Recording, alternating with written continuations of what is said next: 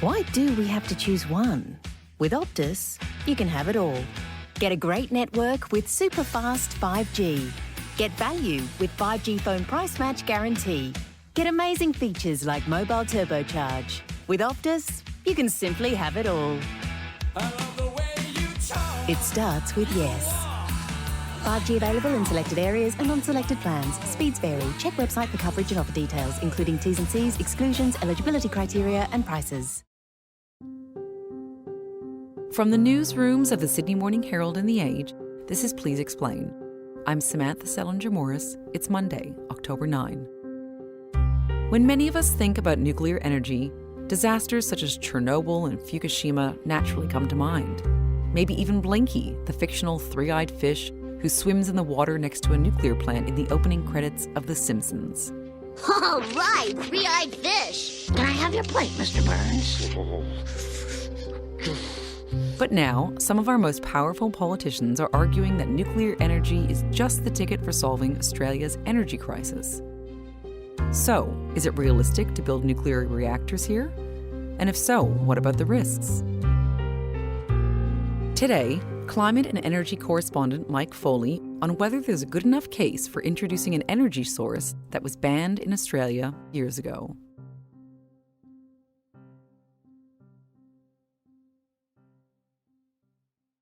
So, Mike, the coalition has come out hard lately in support of nuclear energy. So can you sort of take us through broadly, why are we even considering nuclear energy? After all, it was banned here in 1998. So what is going on? It's the question of the moment in terms of one of the key inputs to any country's stability or economic prosperity. You know, as we know, energy underpins everything, leading to cost of living and future growth and all that. And it's quite a surprise to some people that nuclear has come back into the debate, given that we're, as a country, really are, to correctly state, forging ahead with renewable energy. So why now has the coalition, and it is the coalition that has federally sparked off at National Parliament a big debate on should we bring back nuclear energy? Of living. If the government is determined to put an end to safe, effective, cheap, reliable and abundant coal and gas and maintain our nation, then the government must embrace nuclear energy. We have no other option.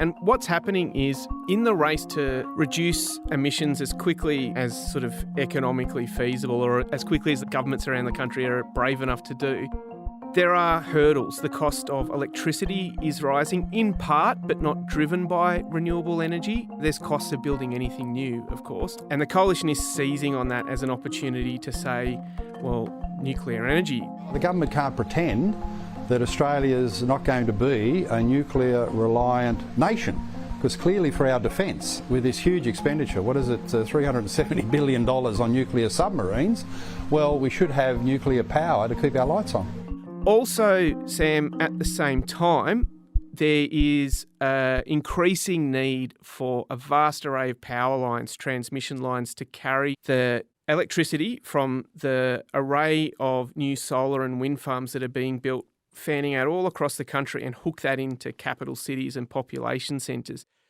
Those transmission lines cost billions of dollars. They're funded privately. The costs are recouped from bill payers, electricity bill payers. And on top of that, landholders, largely farmers, have to provide access to their land as well. And there are protests kicking off across the country over land access. So the cost and the land access is feeding into a political debate that the coalition is using as a platform to spruik the opportunity, as they see it, for nuclear energy. But there's a current moratorium inserted in our national environment laws that prevent a minister from approving a nuclear plant. So it's sort of in a pretty head-scratching situation at the moment. And can you take us through that a little bit? Because there's been a moratorium since 1998, and there used to be bipartisan support for that. So what's changed? What's changed, I think, is the political dynamic. The political dynamic in the coalition, which is, of course, comprised of Liberal Party MPs and Nationals MPs, and they are, let's say, divided or searching for a plausible climate policy that can keep that party together. So on the right of the coalition, you've got a good number of Liberal MPs and senators who are pretty sceptical about renewable energy, and just about the entire Nationals Party are also sceptical about renewable energy. They like to highlight the concerns around transmission lines, about the impost on landholders like farmers particularly that have to live near what they see as undesirable wind and solar farms. And they also are quite often quite opposed to the phasing out of coal and gas, because renewable energy is in a large part cheaper than coal and gas, and it's displacing coal and gas from the electricity grid. That's on the right of the party. They look at nuclear energy as an alternative to renewables. On the left of the party, there's a dwindling rump of moderates in the Liberals who are pro-renewables, largely because they recognise their electorates are in favour of it. As you might recall, at the 2022 federal election, a good number of Teal MPs beat coalition incumbents in inner Sydney and inner Melbourne. Think Tim Wilson or Josh Frydenberg, the then Treasurer in Victoria, or high-profile candidates like Dave Sharma, an MP that was from Sydney, and Trent Zimmerman from North Sydney. They were beaten by Teals as well. And their electorates are pro-renewables, they're pro-swift climate action. So the opposition leader, Peter Dutton, who is firmly in favour of nuclear energy, has to bridge the divide between anti-renewables, renewable sceptics on the right flank of his party, and the moderate faction who either want to win back seats or hold on to the dwindling number of seats in inner city electorates. So what does he do? It's nuclear energy. It's zero emissions, tick on the climate front, but it's also not renewable energy. And so to put a finer point on it and to clarify, Peter Dutton is also having to manage, isn't he, not just those who are not so in favour of renewable energy, but he's got some climate skeptics in his party as well, yes? Yeah, and nuclear appeals to climate skeptics as well, because at least you're not bringing in the dreaded renewables as coal and gas go out the way of the dodo. So we can talk about Australia's commitment to the Paris Agreement as well, Sam, I think, where that's another whole big chunk of the debate that often doesn't get lumped in with when we're talking about the technology and the alternative to renewables. We've committed to cut our emissions 43% by 2030 under the Paris Agreement. All our key trade and security allies like the US, the UK, the EU, on and on you go, are signatories to the Paris Agreement as well. Just about every one of them has a more ambitious climate plan than Australia already, and we need to get to net zero by at least 2050. That's the geopolitics of it, but the science of it is, I'm sure we've done podcasts before about the climate science, and the bottom line is you've got to cut emissions in a screaming hurry as quickly as possible.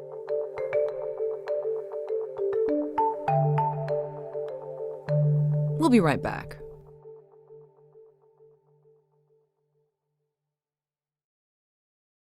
So, Mike, can you take us through some of the basics? How does nuclear energy actually work? So it generates energy through atomic fission. So this is what happens inside a nuclear reactor. You'll have a neutron inside the reactor. A neutron is fired into uranium. Uranium has relatively unstable atoms. The neutron is zinged into it and it hits the atoms and it releases neutrons from the atom, and it creates a chain reaction where those neutrons go on to hit and collide and release other neutrons. As they release, they generate energy in the form of heat. That heat is directed into water. It's pumped into water, heats the water, creates steam, and the steam is used to turn a turbine, and the turbine, like in a coal-fired power plant, is used to generate electricity. Nuclear plants don't create emissions. They create an atomic chain reaction that releases heat inside a nuclear reactor. The heat is pumped into water. That water creates steam. The steam drives turbines, and all you get is water vapour coming out. Okay, and the elephant in the room for me is, what about the risks here? I think most of us who aren't experts in this area, we think of Chernobyl, or we think of the Fukushima plant that was destroyed by tsunami in 2011 in Japan. Is there not risks with nuclear energy? I think the risks go to public support as well, with those isolated incidents, to be fair, create a huge amount of concern given that there's some catastrophic results from any nuclear failure, or even a warning causing distress in the community, even if that warning of a potential leakage, is downgraded over time, or it's a false alarm. That's obviously a huge concern to the general public in Australia and abroad. There's international campaigns against the use of nuclear energy. But having said that, many developed nations currently operate nuclear power plants right across their countries. Countries like the UK, France, the US and Canada are investing in new nuclear technology, as well as China. They're investing in new nuclear plants. So they're administered and supported by the best scientific minds in the country, and they're operating without incident by and large. And has anything changed in the technology since what maybe many of us think of the golden age of nuclear energy, the 1970s? Is the technology different now? Large-scale nuclear plants have evolved over time, but they haven't changed, no. And the reason why I use the phrase large-scale is because there's an emerging technology that hasn't been deployed commercially anywhere called small modular reactors. They're based on the technology that's whacked inside of nuclear submarines and used to power them, so it's very small. That's touted as a saviour because it's meant to be cheaper. And if nuclear power is so prohibitively expensive, why are more than 50 countries investing in it? Why are 32 countries already invested in it, including those with smaller economies than Australia? Peter Dutton is particularly promoting his support for the emergence of small modular reactors to come in and be deployed on the site of existing coal plants in Australia as a zero emissions solution. Now, if the government wants to stop coal-fired power and phase out gas-fired power, the only feasible and proven technology which can firm up renewables and help us achieve the goals of clean, cost-effective and consistent power is next-generation nuclear technologies, which are safe and emit zero emissions. Namely, small modular I spoke reactors. about a month ago to Australia's former chief scientist, Alan Finkel, who is not opposed to the use of nuclear energy. He sees many benefits in it, but he is also, in the name of science, keen to point out that there are no small modular reactors currently operating, and it's at best guessed about a decade away before a small modular reactor is created with the right componentry and function, let's say, to work within the electricity grid. And after that, Australia would have to build nuclear capability. How long are we talking about? Let's just say the moratorium ends and we get bipartisan agreement. Yeah, let's bring back nuclear energy. How long would it actually take for us to build these reactors, to get them in operation?